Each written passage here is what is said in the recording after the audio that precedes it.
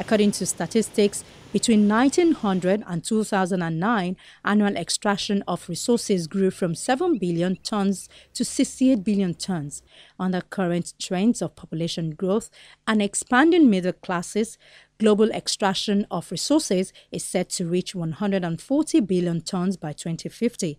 By 2030, humanity will need the equivalent of 2 Earths to support itself. This is clearly unattainable, according to the United Nations. This consumption has caused severe environmental, social, and economic impact, as research by the International Resource Panel and others has shown that more than 20% of all cultivated land, 30% of forests, and 10% of grasslands are undergoing degradation, reducing our global capacity to produce food. According to the United Nations Development Programme, on the current trajectory, the Global Human Development Index will fall by as much as 15% by the year 2050. From 2000 to 2012, the price of metals rose by 176%, signaling a potentially crippling trend of increasing costs. A shortage of key metals may restrict our economy within the next 50 years. However, the issue of food loss and waste is probably the most striking example of the profound imbalances in consumption and production patterns. Worldwide, about 1/3 of all food produced, estimated by the Food and Agriculture Organization at a staggering 1.3 billion tons, worth around $1 trillion, is lost or wasted. You find that part of our problems, part of our waste situations is based on the fact that we lack basic infrastructure. For example, we are running a generator. The cost of running the generator is higher than the cost of using power from the main grid. It's wasteful. So structurally, there are things that are not in place to help the average Nigerian not to be wasteful. So in our environmental awareness programs and initiatives, we also need to let the government and the decision makers know that we need to put certain things in place to help the people not to be wasteful. But before that is done too, like you and I said, the people have to imbibe it in the culture. It has to be created in the culture of the people to know that you don't have to waste things. Globally, the food system accounts for nearly 30% of end-user available energy, more than 70% of freshwater consumption, and 80% of deforestation. It is the largest single cause of species and biodiversity loss, considering as much as 1.4 billion hectares of land is used to produce the food that is lost and wasted each year. Many of these impacts are simply unnecessary. Slight cosmetic defects. So if you're growing vegetables for a UK supermarket, you don't just grow beans. You have to grow beans of a certain length. They have to be a certain color of green. They have to be straight so that they fit in these lovely plastic cellophane packs in a nice parallel fashion. Anything outside of these specifications, they won't buy. These are all chopped up beans. You can see there's nothing wrong with these beans, absolutely nothing wrong. They're fresh, they're good to eat, but to fit into the little plastic trays, they've been snipped off. There is nothing wrong with that broccoli. It's very difficult to tell because these are all been actually manually sorted. The other thing that you can say is that, you know, a lot of the agrochemicals that are actually used on crops are not essential for their healthy growth. They're essential for maintaining that perfection of skin, which is what the cosmetic standards are used to apply to.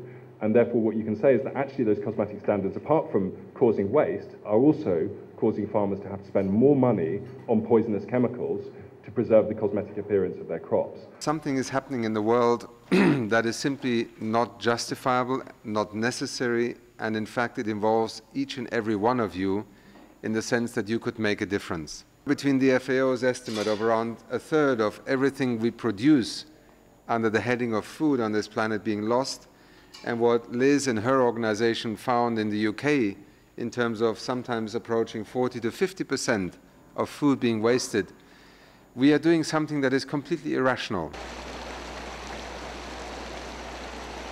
Water, which we assume is always plentiful as it covers 70% of our planet, is also threatened. Fresh water is rare and makes up only 3% of the world's water, and 2/3 of that is either inaccessible in frozen glaciers or unavailable to use.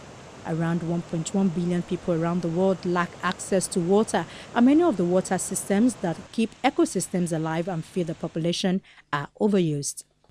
The same problem applies to food production. Around 805 million people worldwide do not have enough food to lead a healthy life, which amounts to around 1 in 9 people. The problem is only going to get worse as the world's population continues to grow, particularly in developing countries where 13.5% of the population is undernourished. Yet 1/3 of all food produced, around 1.3 billion tons, is never consumed, and the production of it uses up natural resources. There are enormous opportunities to be seized at all levels, just some of which include harnessing existing technologies and appropriate policies to increase resource productivity could save up to $3.7 trillion globally each year.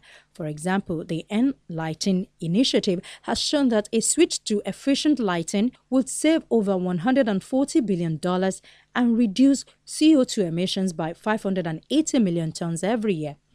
Electrical and electronic equipment waste is estimated at 20 to 50 million tons each year. Recycling rates are low.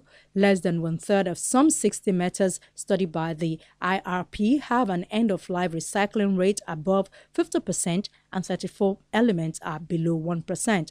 This represents huge potential for financial and environmental savings. What it really means is that there's a massive population in this planet. It's growing really, really fast. The planet has limited resources. And what the United Nations is really trying to do is get every one of the people on this planet to dream of ways on how we can be more caring for this wonderful creation.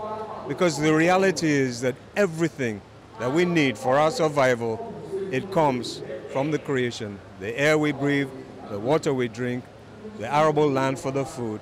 So it just wants the population of this world to start thinking of how to care for the creation, because right now we're causing a lot of damage to the life support systems of our planet. First of all, the people need to know the concept of carbon credit. People need to know what they need to contribute to build carbon credit.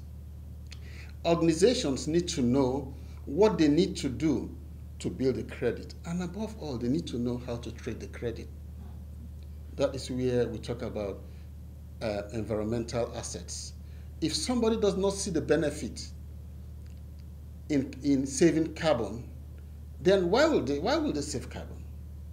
And the carbon credit concept was built around a framework where those who do the needful, who are able to save their greenhouse gas emissions, are able to take that difference and trade it off in the market, especially for those markets where they are emitting a lot of gas, greenhouse gas. But the average person here does not know it. You are running 20 generators, and then there is something we can do for you to adapt those generators in such a way that you will reduce the amount of carbon that you're emitting, and this difference in what you are emitting, you can actually trade it in the marketplace and create value for the company. They don't know.